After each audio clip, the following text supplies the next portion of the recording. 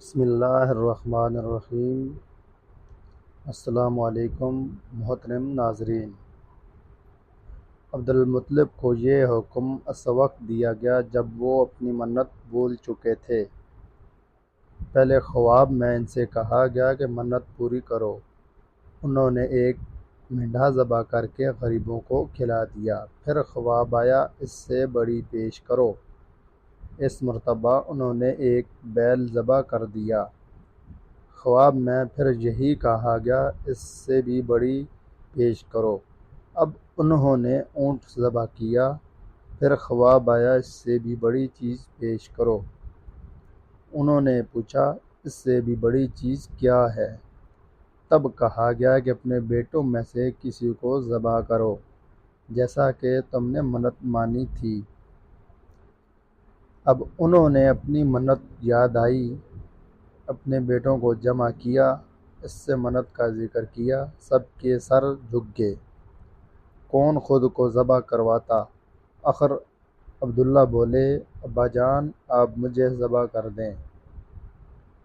یہ سب سے چھوٹے تھے، سب سے خوبصورت تھے، سب سے زیادہ محبت بھی عبدالمطلب کو انہی سے تھی، لہٰذا انہوں نے قرآن اندازی کرنے کا ارادہ کیا۔ تمام بیٹوں کے نام لکھ کر قرعہ ڈالا گیا۔ عبداللہ کا نام نکلا۔ اب انہوں نے چھری لی، عبداللہ کو بازو سے پکڑا اور انہیں ذبح کے لیے نیچے لٹا دیا۔ جو نہیں باپ نے بیٹے کو لٹایا، عباس سے ضبط نہ ہو سکا، فوراً آگے بڑھے اور بھائی کو کھینچ لیا۔ اس وقت یہ خود بھی چھوٹے سے تھے۔ ادھر باپ نے عبداللہ کو کھینچا۔ اس کھینچا تنی میں عبداللہ کے چہرے پر خراشیں بھی آئیں۔ ان خراشوں کے نشانات مرتے دم تک باقی رہے۔ اسی دوران بنو مخزوم کے لوگ آگے انہوں نے کہا، آپ اس طرح بیٹے کو ذبح نہ کریں، اس کی ماں کی زندگی خراب ہو جائے گی۔ اپنے رب کو راضی کرنے کے لیے بیٹے کا فدیہ دے دیں۔ اب سوال یہ تھا کہ فدیہ کیا دیا جائے؟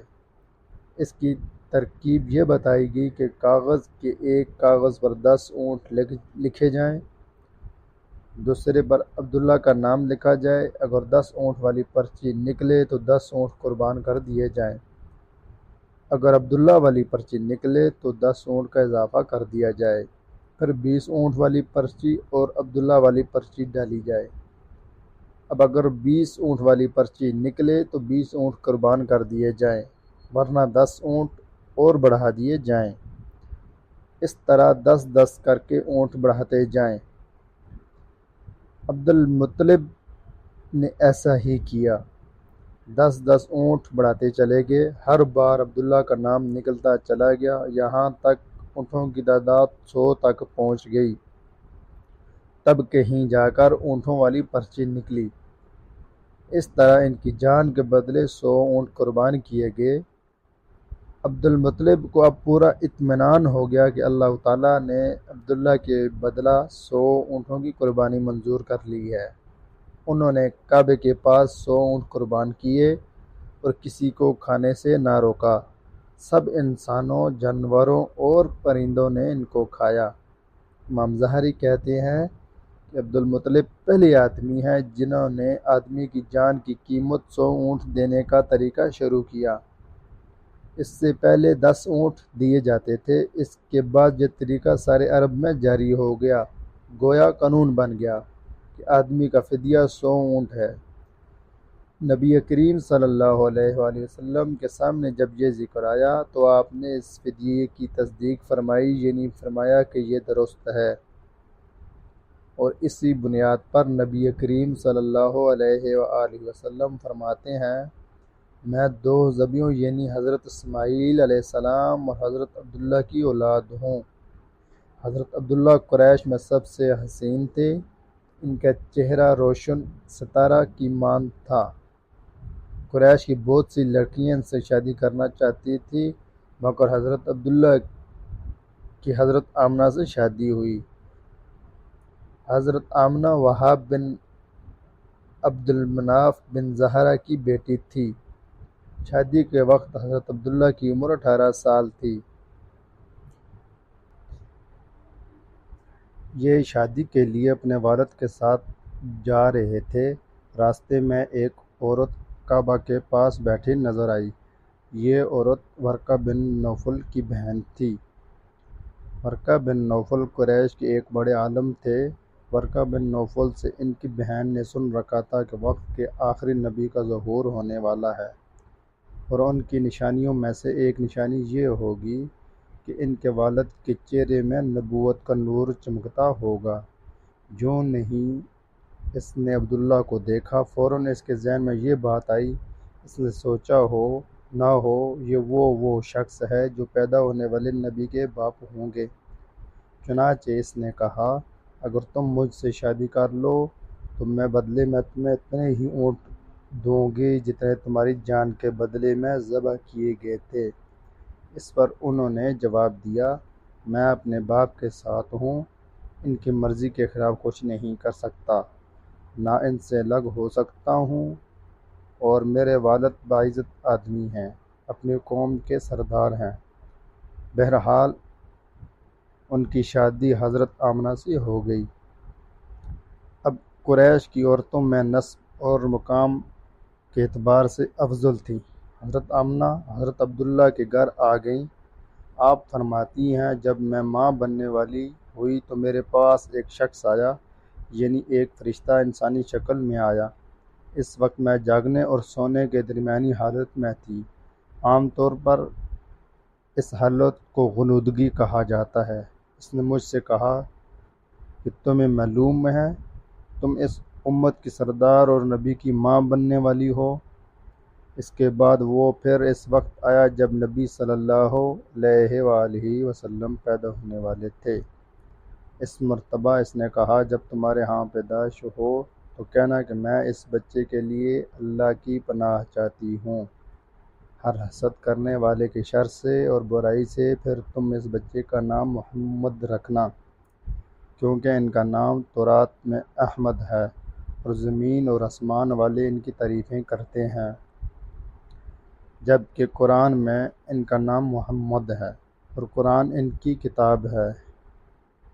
ایک روایت کے مطابق فرشتے نے ان سے یہ کہا کہ تم وقت کے سردار کی ماں بننے والی ہو۔ اس بچے کی نشانی یہ ہوگی، اس کے ساتھ ایک نور ظاہر ہوگا جس سے ملک شام اور بصرہ کے محلات بھر جائیں گے۔ جب وہ بچہ پیدا ہو جائے گا تو اس کا نام محمد رکھنا، کیونکہ تورات میں ان کا نام احمد ہے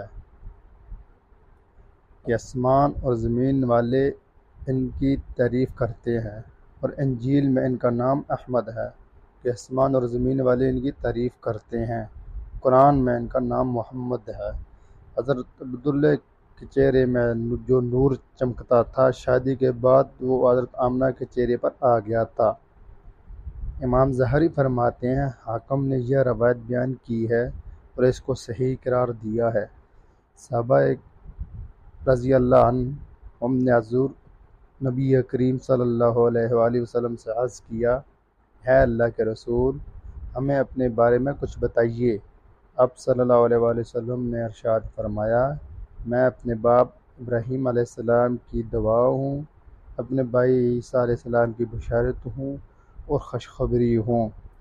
جب میں اپنی والدہ کے شکم میں آیا تو انہوں نے دیکھا گویا ان سے ایک نور ظاہر ہوا ہے، جس سے ملک شام نے بصرہ کے محلات روشن ہو گئے۔ حضرت آمنہ نے حضرت حلیمہ سعدیہ سے فرمایا تھا، میرے اس بچے کی شان نرالی ہے، یہ میرے پیٹ میں تھے تو مجھے کوئی بوجھ اور تھکن محسوس نہیں ہوئی۔ حضرت عیسیٰ علیہ السلام وہ آخری پیغمبر ہے جنہوں نے آپ صلی اللہ علیہ وآلہ وسلم کی آمد کی خوشخبری سنائی۔ اس بشارت کا ذکر قرآن میں بھی ہے۔ سورۃ صف میں اللہ تعالیٰ فرماتے ہیں، اور اسی طرح وہ وقت بھی قابل ذکر ہے جبکہ عیسیٰ ابن مریم علیہ السلام نے فرمایا کہ ہے بنی اسرائیل، میں تمہارے پاس اللہ کا بھیجا ہوا آیا ہوں کہ مجھ سے پہلے جو تورات آ چکی ہے میں اس کی تصدیق کرنے والا ہوں۔ میرے بعد جو ایک رسول آنے والے ہیں ان کا نام مبارک احمد ہوگا، میں ان کی بشارت دینے والا ہوں۔ اب چونکہ حضرت عیسیٰ علیہ السلام یہ بشارت سنا چکے تھے، اس لیے ہر دور کے لوگ آپ صلی اللہ علیہ وآلہ وسلم کی آمد کا بے چینی سے انتظار کر رہے تھے۔ ادھر آپ کی پیدائش سے پہلے ہی حضرت عبداللہ انتقال کر گئے۔ سابقہ کتب میں آپ کی نبوت کی ایک علامت یہ بھی بتائی گئی ہے کہ آپ کے والد کا انتقال آپ کی ولادت سے پہلے ہو جائے گا۔ حضرت عبداللہ ایک تجارتی قافلے کے ساتھ تجارت کے لیے گئے تھے، اس دوران بیمار ہو گئے اور کمزور ہو کر واپس لوٹے۔ قافلہ مدینہ منورہ سے گزرا تو حضرت عبداللہ اپنے ننیال یعنی بنو نجار کے ہاں ٹھہرے۔ ان کے والدہ بنو نجار سے تھی، 1 ماہ تک بیمار رہے اور انتقال کر گئے۔ انہیں یہیں دفن کر دیا گیا۔ تجارتی قافلہ حضرت عبداللہ کے بغیر مکہ مکرمہ پہنچا اور عبد المطلب کو پتہ چلا کہ ان کے بیٹے عبداللہ بیمار ہو گئے ہیں اور مدینہ منورہ میں اپنے ننیال میں ہیں، تو انہیں لانے کے لیے عبد المطلب نے اپنے بیٹے زبیر کو بھیجا۔ جب یہ وہاں پہنچے تو عبداللہ کا انتقال ہو چکا تھا۔